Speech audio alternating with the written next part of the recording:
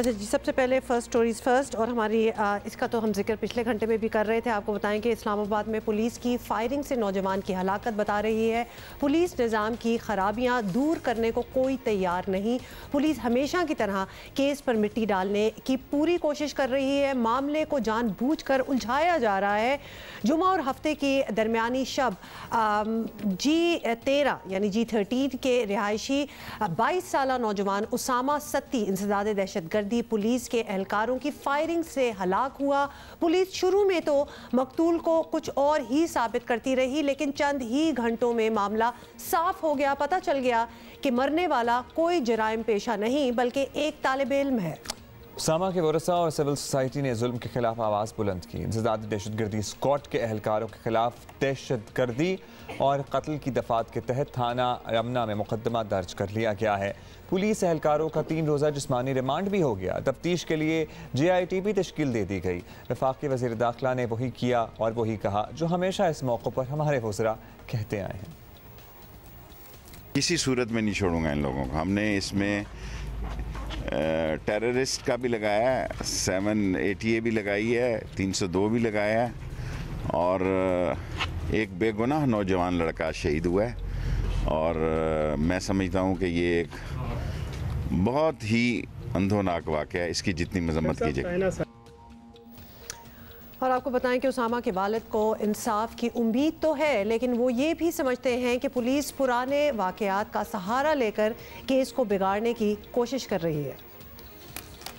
जो FIR 2018 की हुई है ना जी, वो मोहम्मद उसामा नदीम है, जिसके बाप का नाम मोहम्मद नदीम खान है, और वो उसकी जो ID कार्ड नंबर कोई और है और एड्रेस भी कोई और है। बर्बरियत की है, इतना जाना वो संगदिली से उसको मारा है, हमारे घर को उजाड़ा है उन्होंने। ऊपर से जाना वो इस तरह की मतलब हथकंडे इस्तेमाल किए जा रहे हैं।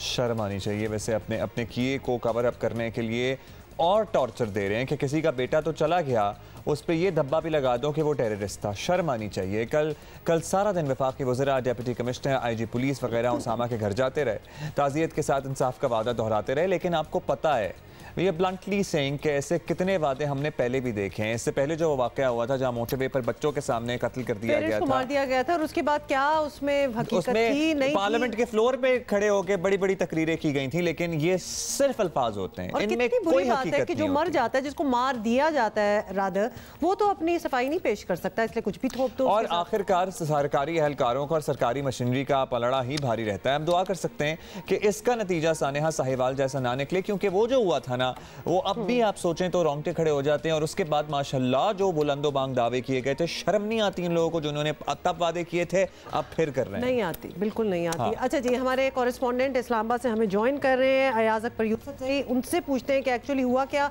अयाज, इस्लामाबाद में ये बड़ा ही दिलखराश किस्म का वाकया हुआ है, इसकी हमने पूरी डिटेल दी है। इब्तदाई तौर पर क्या मालूम हो सका? पुलिस वालों को 2-4 नहीं 21 गोलियां मार डालने की ज़रूरत क्यों पेश आई? क्या ख़तरा उनको नज़र आ रहा था सामने से? ये जो 21 बुलेट्स की बात हो रही है, तो एज पर जो हमारी इन्वेस्टिगेशन है और एज पर जो पोस्टमार्टम रिपोर्ट है, इस उसामा को 6 बुलेट्स लगी हैं। 21 बुलेट्स नहीं लगी, बल्कि जो हिट हुई हैं उसामा को 6 बुलेट्स लगी हैं, और जितनी बुलेट्स उसामा को लगी हैं एज पर पोस्टमार्टम रिपोर्ट, वो बैक साइड से लगी हैं। फ्रंट से कोई भी बुलेट जो है वो उसामा को हिट नहीं हुआ, जिसकी वजह से उसकी डेथ हुई। वो पीछे 2 पीठ में है, एक कूले के पास है, 2 जो है वो वेस्ट हाइट के ऊपर यहाँ पर उनको 2 फायर लगे हैं। टोटल 6 फायर हिट हुए हैं। जहां तक ये 21 फायर की बात हो रही है, ये 21 फायर नहीं है बल्कि 21 सुराख है, 21 होल हैं जो इस गाड़ी के अंदर मौजूद हैं। अब जो एक्सपर्ट्स हैं जिनसे हमारी बात हुई है, वो ये कहते हैं कि ये आप नहीं कह सकते कि ये 21 बुलेट्स इस गाड़ी में हिट हुई हैं, ये 21 सुराख हैं। अब ये जो नेशनल फोरेंसिक लेबोरेटरी है इस्लामाबाद में, अब इसकी फोरेंसिक की जा रही है, और इसमें ये अंदाजा लगाया जाएगा कि ये जो सुराख है कि आया ये 21 बुलेट से हुए हैं, या ये भी होता है क्योंकि छोटी आल्टो गाड़ी है, इसकी जो चादर होती है काफी पतली, और SMG का जो फायर है वो इतना इंटेंस होता है कि जब वो फायर लगता है तो वो क्रॉस हो जाता है। तो ये क्रॉस से भी जो है वो फायर हुए हैं। जो फ्रंट बुलेट्स लगी हैं विंड स्क्रीन पे, तो वो भी ये देखा कि जो बैक से फायर लगे वो फ्रंट से बाहर आया है। अच्छा चले 6 भी मारी हैं तो किसी के बच्चे को जिसको में तो 6 लगी गई ना, सारी उम्र वालिदैन की गुजर जाती है एक बच्चा जवान करने में या बच्ची जवान करने में, और उसको 6 गोलियां मार के आन की आन में ख़त्म कर दिया। अब भी बताएं कि हुक्काम उसामा के घर जा रहे हैं, उसके वालिदैन से ताज़ियत कर रहे हैं, जो कि मे भी वो शायद बातों पे यकीन कर रहे हैं, और जो भी कर रहे हैं वही यकीन दहानी है।